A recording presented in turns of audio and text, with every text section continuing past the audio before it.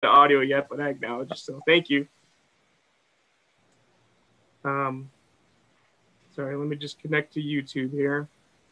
If I don't follow through and mute that on my end, you're going to hear a terrible echo.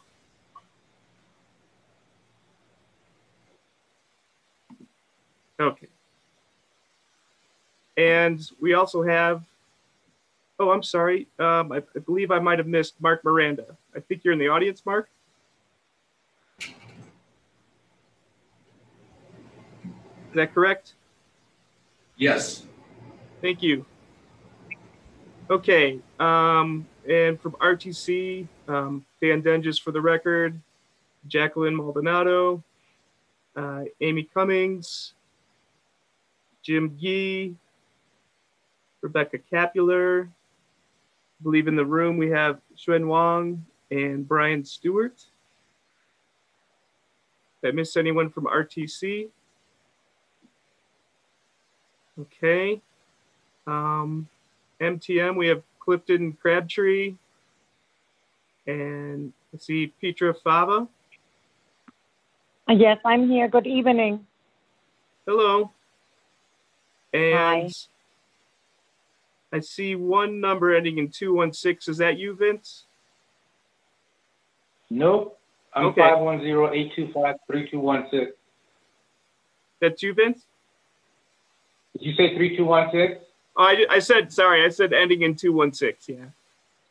Yeah, that's me. Okay, just making sure I didn't miss anyone else. I believe that's everybody. Did I miss anyone?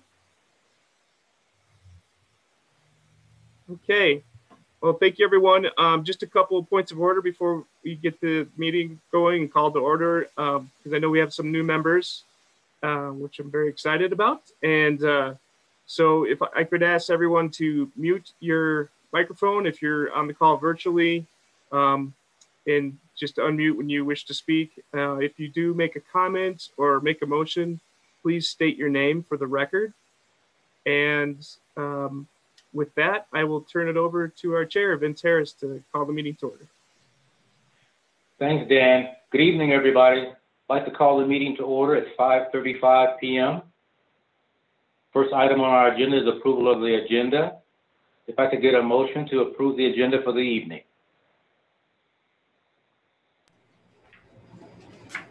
Jeff Bonanno, I move to approve the agenda.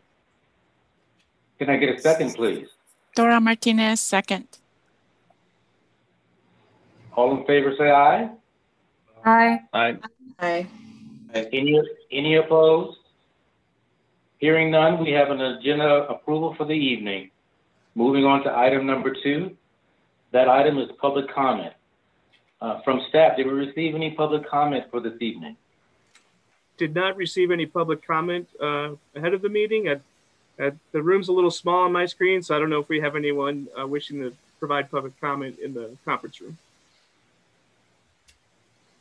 Don't believe so. We open that for any additional public comment.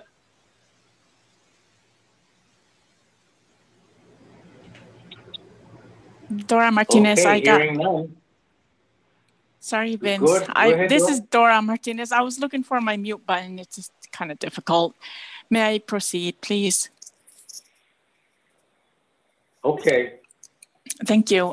So I read the agenda packet, and I noticed that they're going to change some route, I guess, location in the 4th Street and Centennial Plaza. I would please advise whoever's implementing that to put the route number 1660, that's 60 inches from the ground, because when the number is way up, way on top, and when I'm traveling by myself and I use my phone to take a picture, my phone cannot zoom or even take it far away. It's not clear.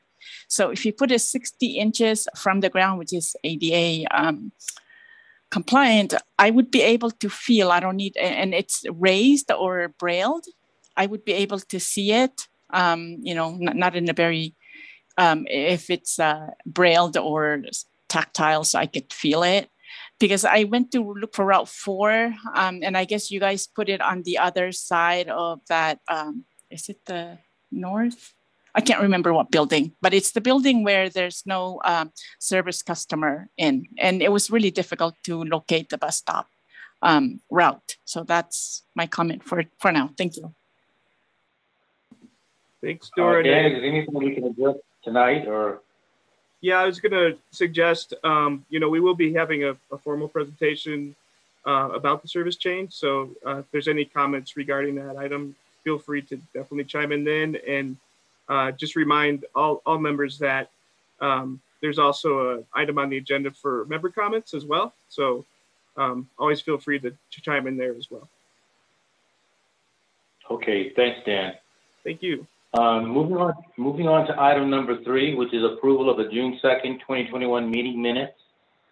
Were there any changes requested for those minutes? Any corrections or additions? Hearing none, can I get a motion to approve the minutes of June 2nd?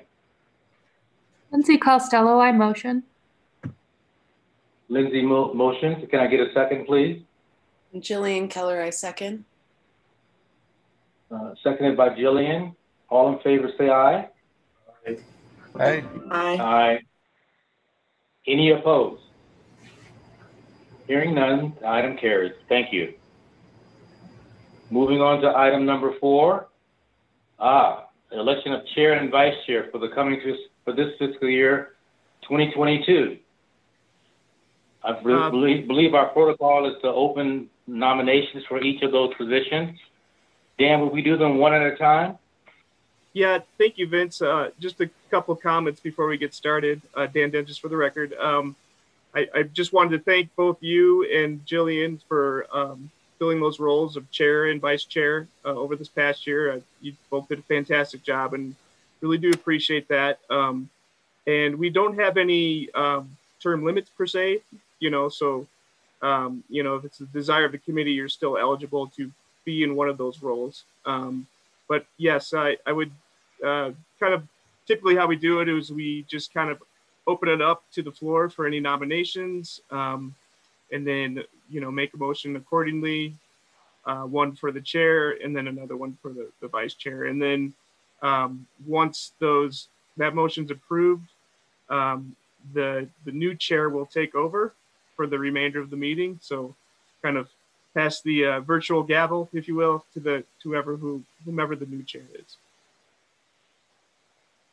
Did that help kind of answer your question? And if Vince, any way you want to do it, if you want to do one at a time, or if someone just wants to make a motion, I think that's okay as well.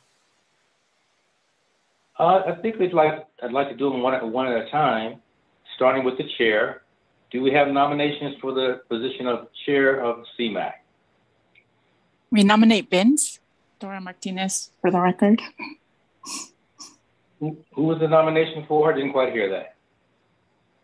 For you. This is Dora Martinez. Sorry, I guess I should have emailed you before, but Thank you, Dora, but I would respectfully decline, and I would make a nomination myself, and I would nominate, if she's willing, Jillian Keller. Mm-hmm. It's yours. This is Jeff Bonanno. I'd like to second that nomination. Mm-hmm. yeah, I'd like to second that too, Dora Martinez. Do we have others nominated for that position? Okay, no. I'd like to nominate. I would like to nominate Jeff Bonanno. Mm-hmm. Okay. I appreciate that. I will have to also respectfully decline the chair role just due to time constraints. But thank you. Jillian, if voted, are you willing to serve in that capacity? I'm willing to serve, but you guys know how I forget these things. So I would love to see if there was anyone else willing, especially maybe somebody new who wanted to practice the rules of decorum. Anybody else? Matthew? Jillian, if I may, and no pressure either way, but I do want to say that I think you've done a good job, and of course staff is here to assist in any way, So yeah, there's no one's judging here. So yeah, don't feel any pressure. I think you should practice on us, Jillian. Oh, goody. We're a great group to practice on. I second that. You guys are a very good group. That's for sure. I agree. All right. Fine. Thank you, Jillian. Yes. The nominations for chair are now closed.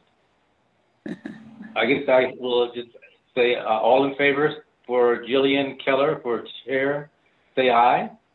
Aye. Aye. Any opposed? Hearing none, Madam Chair, you have the gavel. Congratulations. Congrats. So just as a reminder, and thank you, Jillian, I really appreciate you stepping up. We still have an elected vice chair as well. Mm-hmm. All right. Okay. So, Should Jillian proceed with that? That would be fine, yeah. Or do I? Jillian, please. I think Jillian can. might as well hop in. Okay. Madam Chair. Thank you, everyone. So yeah, next up, any nominations for vice chair position? This is Ben Miller. I'd like to nominate Jeff Bonanno for the vice chair. But if there's no one else, okay. You get to be thrown under the bus, Jeff. Or you could do a voice. No pun intended, right? All right. Yeah. I guess as a point of decorum, do we have any other nominations? Hearing none. Do we have a motion to, do we need a motion? We have a motion to, to approve Jeff Bonanno as the vice chair. Madam Chair, this is Vince Harris. I move for Jeff Bonanno for vice chair. Thank you, Vince. Do we have a second? Dora Martinez, I second. Thank you, Dora. All those in favor, say aye. Aye. Aye. Aye. Aye. All those opposed, say nay. All right, hearing none. Jeff Bonanno is the vice chair. Yay. Thank you, everyone. All right, elections. We did that so well. Great job, everybody. Okay, so moving on to item 5. Provide feedback and acknowledge receipt of a report on the proposed August and September RTC ride service changes. Dan, I'll take that one if you would. Jillian, Jeff, congratulations. For the record, my name is Jim Gee, and I'm the Manager of Service Planning and Innovation for the RTC. And hopefully you can see my first screen of what will be a very short PowerPoint on the upcoming service changes. There we go. We have one route change that we're working on in terms of times of service, and that is our Virginia line. Just as background, especially for the newer folks in the group, the Virginia line is our highest ridership route. It's essentially about 1 out of every 7 passenger trips we have every day is on the Virginia line. Earlier this year, we extended this route from downtown Reno up to the University of Nevada, Reno campus. And that was part of a larger BRT extension project that included a lot of improvements to the Midtown neighborhood and improvements to service.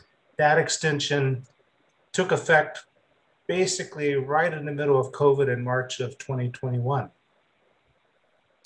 We are now proposing to expand the times of that route to really capture some of those potential passengers on the UNR campus.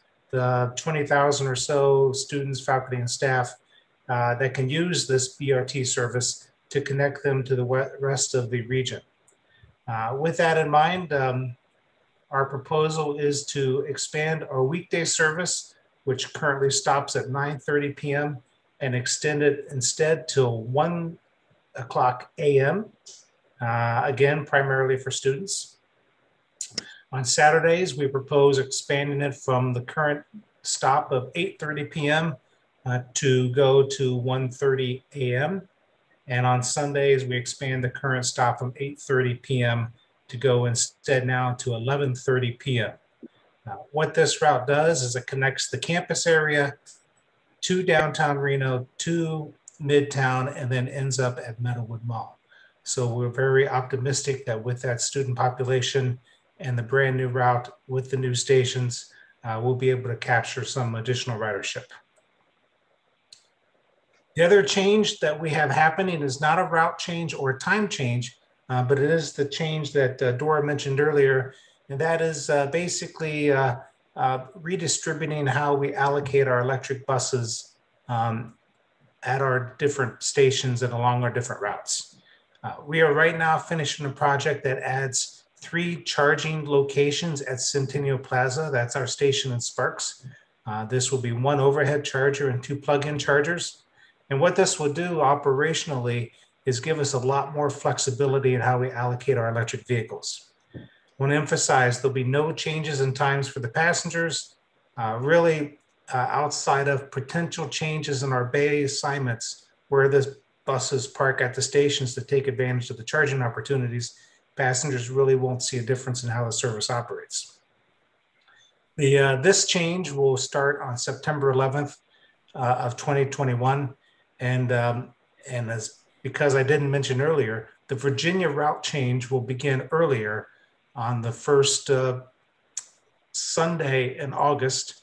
And that is to coincide both with the start of the school year, so we get the students before they start school, but also allows us to take advantage of some of the special events in downtown Reno, such as the Hot August Nights. So with that, I'd be happy to answer any questions you may have. Again, the Virginia line changes start at the beginning of August. The changes in how we allocate our buses will start on September 11th.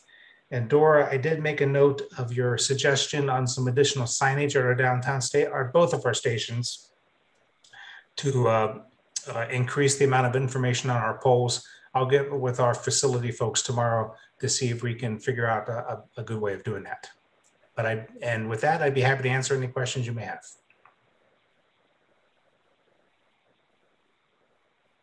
Does anyone have any questions? Yeah, pretty straightforward. Thank you very much. Thank you. All right, can we get a motion to acknowledge receipt of the report? This is Lindsay Costello. I motion that we acknowledge the receipt of the report. Thank you, Lindsay. Can we get a second? This is Laura S.M. Thank you, Laura, but we will go with Vince. He seconded fully. Okay. He was faster. Thank you. All those in favor, please say aye. Aye. Aye. All opposed, say nay. All right. Moving on to item 6, acknowledge receipt of report on the RTC Transportation Alternatives, TA Set Aside Program Call for Projects. Hi there.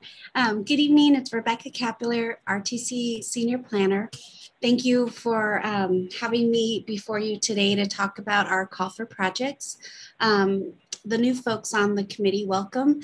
You might not be aware, but there is a funding source called Transportation Alternatives Set Aside, and it's federal dollars that is typically used for safety improvements for non-vehicle road users like traffic calming or safe routes to school and education. Some scenic byways is eligible. Last month we brought the new criteria to this board and a new application that was streamlined, so it's easy to apply for online. It's all electronic now, and that was approved and accepted by this committee, and then it went to our board in June, and they also accepted it. And so now we have a call for projects for approximately $805,000 for federal fiscal years 2020 and 2021. So once we get our applications in, staff will vet them. Applications are open to be submitted anytime between July 1st through October 1st. So the local jurisdictions, like Reno Bike Project, Kiwanis, they can apply. So they have a few months to get everything lined up and submitted to us. And then staff will vet the applications and then make a recommendation based on the scoring criteria that you guys approved last month, and bring it back to you for a recommendation of funding, which then will go to our board. So I'm hoping that if the applications are due in August, maybe November, we might have this back to you, and we'll talk about the projects we received and go from there. So get the word out. It is on our hot topics under our website. I did an email to all of our partners, and it's also on our website under Metropolitan Planning Organization for transportation alternatives. And along the way, if anybody has any questions about if they're eligible for the funding or to apply, or how to apply, or any questions along the way, let me know. Typically, it's a 5% match. So let's say City of Reno puts in for a new sidewalk or something like that, or new path, they would have to match it 5%. And we do ask them to give us a detailed budget, and that will all be shared with you when we bring it back. So I'm available to answer any questions, but just wanted to give you that announcement that we have an open call for projects right now.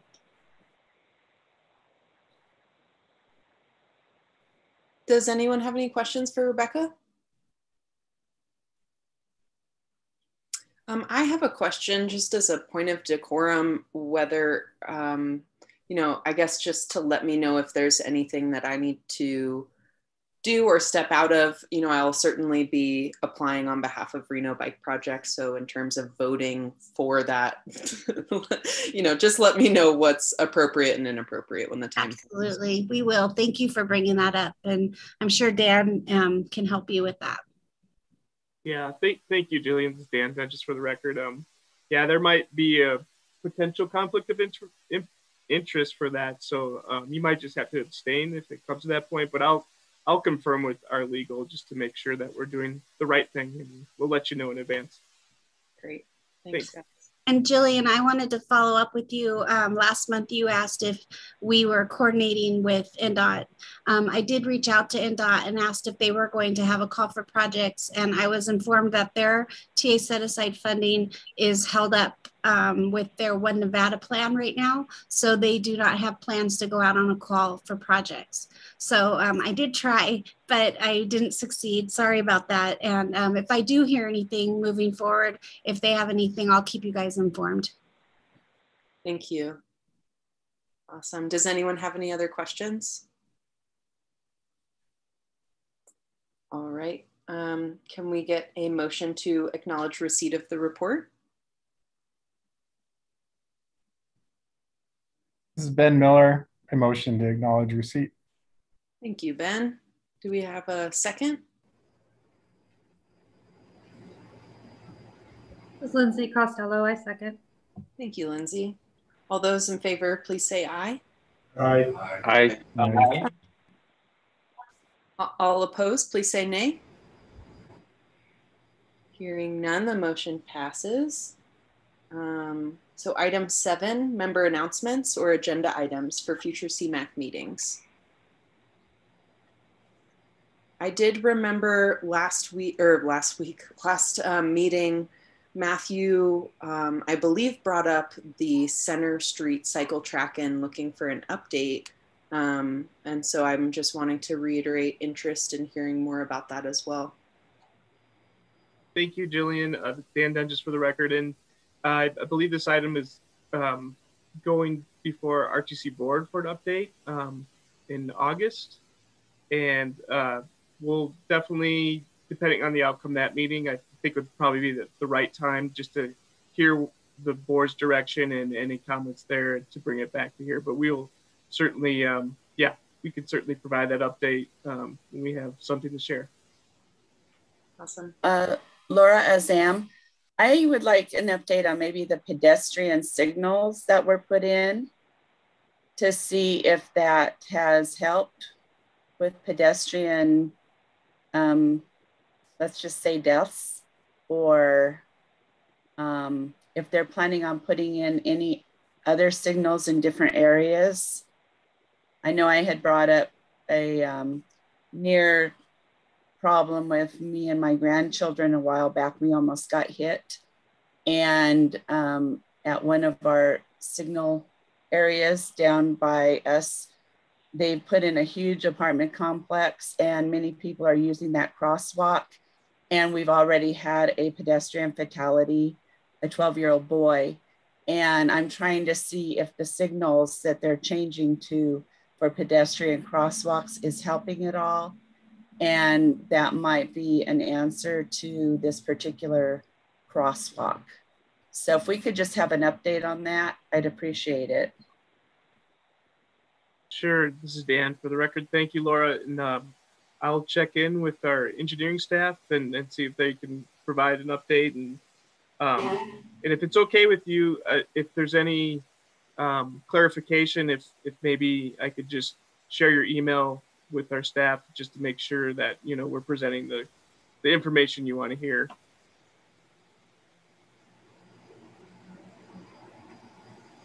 Jeff Bonanno. I had one thing I wanted to share. It was an observation I've made through several conversations of several different people where a lot of people have noticed that there has been changes to the bus routes. Some buses not showing up or not being part of a route anymore. And also like the addition of the flex ride in certain areas and all that kind of stuff. But I've also been hearing from various people about they're not understanding why there's no longer a bus route going somewhere, or why is it now flex ride, or what is flex ride, or what's this micro transit they've heard about. And I did just kind of like a brief look at the RTC site, and there's nothing like clear cut like as to like to answer those kind of questions. So I just wanted to share that I've been hearing from various people about that kind of question, just the why are these things changing? And I've tried the best of my ability to explain it sometimes, but for the most part, I'm sure I probably butchered it. And so I just wanted to point out that maybe there would be, if there is something somewhere on their site, on the site, like to kind of better explain that, or somewhere that we can reference to people if they are curious as to what's going on. Any kind of tool that would just kind of help educate the general public as to what's the meaning behind some of these changes. Hey, Jeff, this is Jim Gee again for the record. I'll get with our marketing folks and see if we can, you know, take a look at that flex ride information and make it a little more prominent and a little more educational in terms of why we're doing it and how you use the service and so on. So yeah, let me get with them and share your concerns and see if we can figure out a different way of presenting the information. Cool, thank you. Mm-hmm. Jim, I also have a question and I think you can answer it. I was trying to get to Carson City and through bus, and it was very confusing for me on the website. Is there at the professional building on 2nd Street, can you take that? What is that? Is that a bus stop or? I caught about half of that. Sorry, Laura. Oh, okay, that's okay.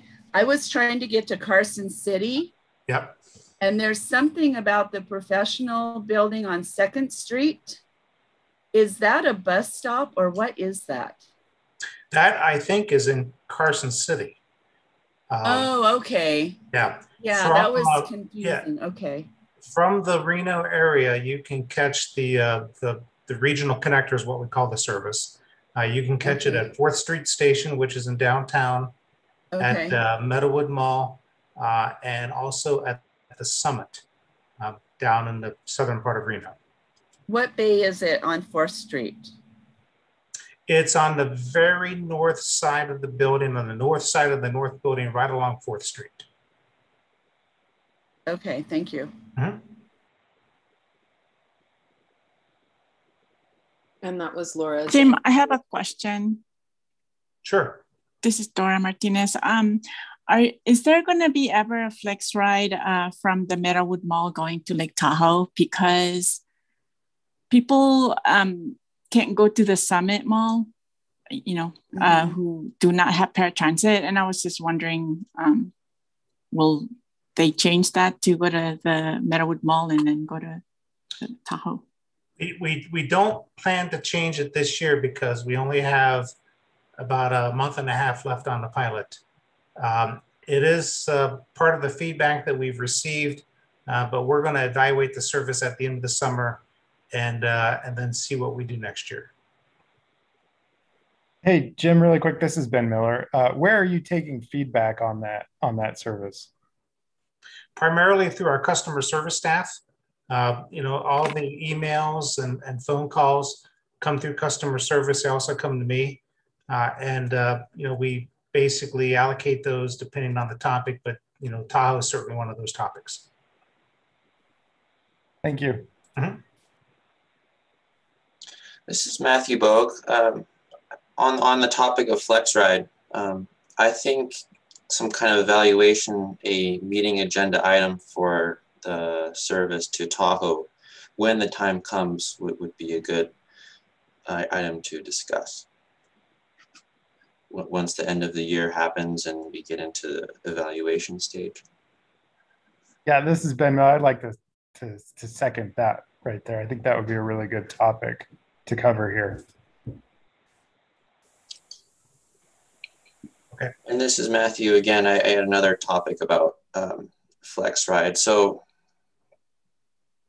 I guess it's also a comment. I tried to take it once, and it was like a last minute deal.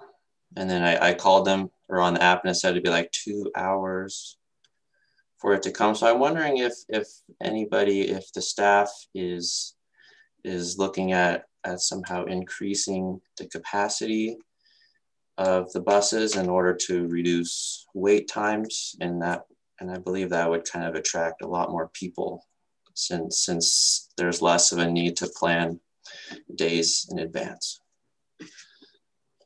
Sure. One of the key performance indicators that we regularly monitor is the average wait time. And our goal for wait time is across the system is 10 minutes. Last month, it was about 14 minutes, which is not where we want to be. But that's primarily a function of the demand is increasing as COVID is opening things up, and our driver pool is not increasing because we want to make sure we also have enough drivers for access, and which is the other service that we run with the same vehicles and same driver pool. So we are obviously working very hard on hiring new drivers, but we do regularly, daily, look at our capacity for call or ride and access, look at our average wait times, and do what we can to make the service better. 2 hours is really an aberration that I'd like to get to specifics of when exactly that was done, but that is something we look at every day. Okay, thank you. I really appreciate it. Mm-hmm. Thank you. Any other member announcements or agenda items? Good discussions going on. All right. No action needed there. So any RTC ride access staff items? I do not have any, but would Not for defer to me, the rest of okay. I have a quick item.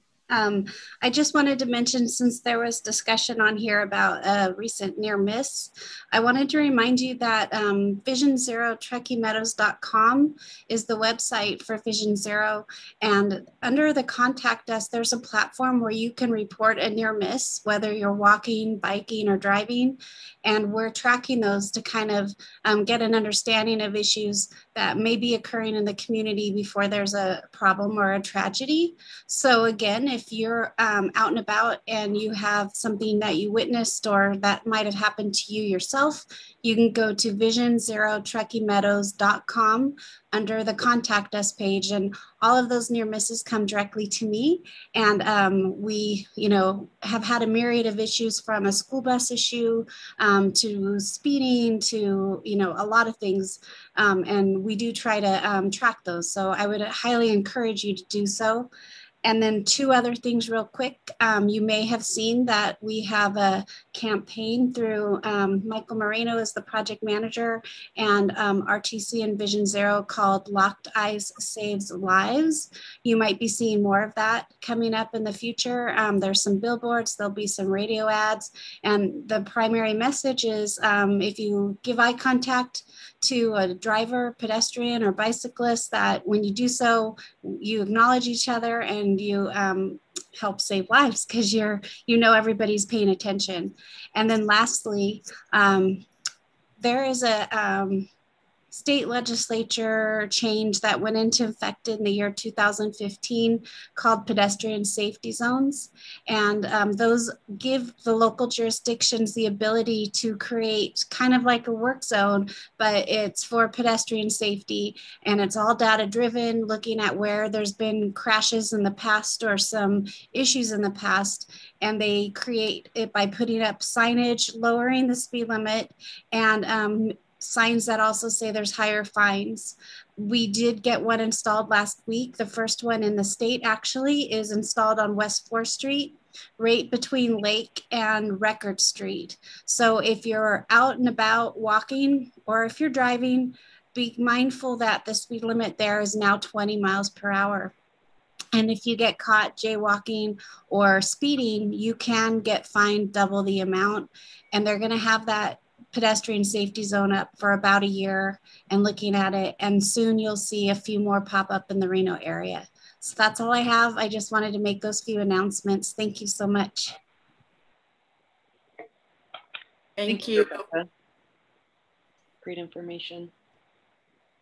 What happens if you can't lock eyes? This is record. Dora Martinez. Just thought I'd throw it out there. Thank you. Dora. Oh, Rebecca, you're muted. Thank you for that. That's like, if I got $1 for every time I was told that, I'd be rich. Dora, it is a 2-way thing. So if one person can't lock eyes, it's the responsibility of the driver to also try to make that contact. So, I know. I was just kidding. I just wanted to throw it out there. People think my dog can read. So, I had a lot of people thinking my service dog can read. Like, doesn't he know it's the men's bathroom? Like, nope. He does not know that. That's why I'm in here. Well, I understand that. And because these meetings are recorded, I do want to just make that point that if someone's driving and they see someone with a service dog or a white cane, that we hope that they would be locking eyes and noticing you as somebody who's visually challenged or impaired. So thank you for bringing that up.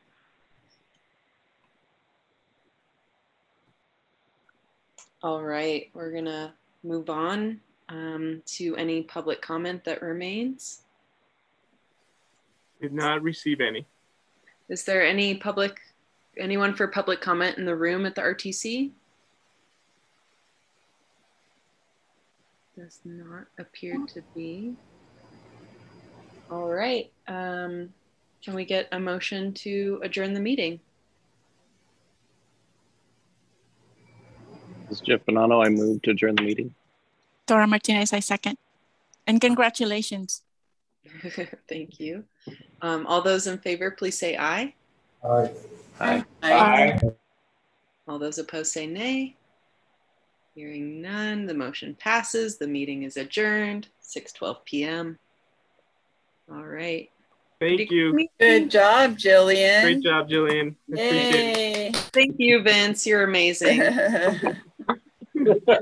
Have a good night, everyone. Bye, everybody. Bye.